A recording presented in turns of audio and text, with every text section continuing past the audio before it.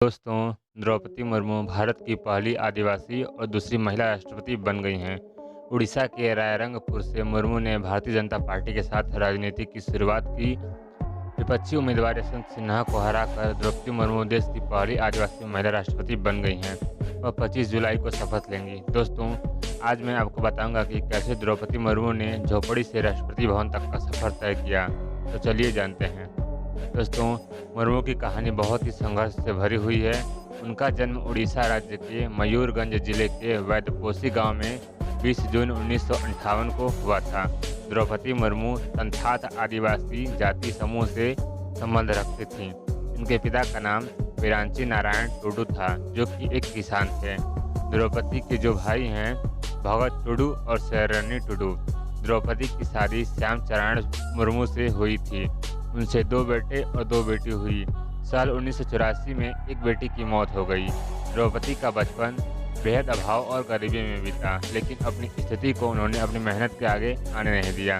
उन्होंने भुवनेश्वर के Rama Devi women's college से स्नातक तक की पढ़ाई पूरी की। बेटी को पढ़ाने के लिए द्रौपदी मुर्मू खुद ही शिक्षक बन गई थी। मुर्मू की पढ़ाई गाँव से हुई। साल 1969 से 1973 तक वह आदिवासी महिला थी पढ़ी। मुर्मू अपने गांव की पहली लड़की थी जो स्नातक की पढ़ाई करने के बाद भुवनेश्वर तक पहुंची। कॉलेज में पढ़ाई के दौरान उनकी मुलाकात श्यामचरण मुर्मू से हुई। दोनों की मुलाकात बड़ी दोस्ती हुई और दोस्ती प्यार में बदल गई। बात 1980 की है। द्रौपदी और श्यामचरण दोनों एक दूसरे को पसंद करने लगे थे। दोनों एक साथ जीवन व्यतीत करना चाहते थे। द्रौपदी मुर्मू के घर पर वह अपने चाचा और रिश्तेदारों को लेकर द्रौपदी के घर गए थे, लेकिन द्रौपदी मुर्मू के पिता ने इस रिश्ते से इनकार कर दिया। लेकिन श्यामचरण भी पीछे हटने वाले नहीं थे। फिर श्यामचरण ने 3 दिन तक द्रौपदी के गांव में ही डेरा डाल दिया। थक हार कर द्रौपदी के पिता ने इस रिश्ते को मंजूरी दे दी। अब दहेज की बात को लेकर दोनों बैठे। इसमें यह तय हुआ कि श्यामचरण के घर से द्रौपदी को एक गाय, एक बैल और 16 जोड़ी कपड़े दिए जाएंगे।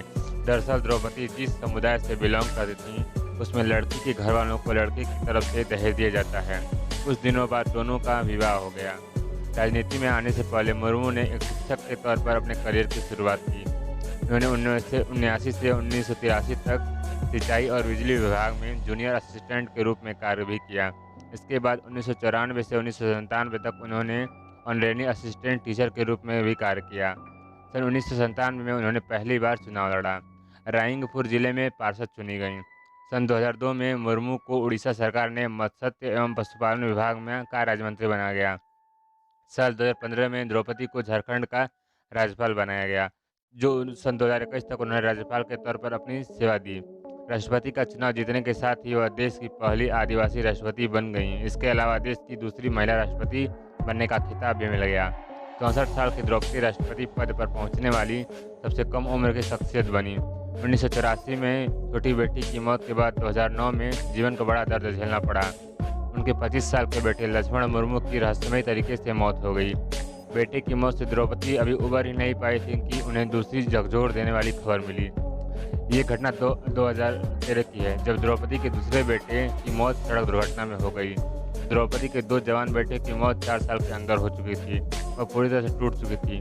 फिर 2 बेटों की मौत का दर्द अभी कम ही नहीं हुआ था कि 2014 में द्रौपदी के पति श्यामचरण मुर्मू की भी मौत हो गई। उन्हें दिल का दौरा पड़ा था। उन्हें अस्पताल ले जाया गया, पर तब तक उनकी मौत हो चुकी थी।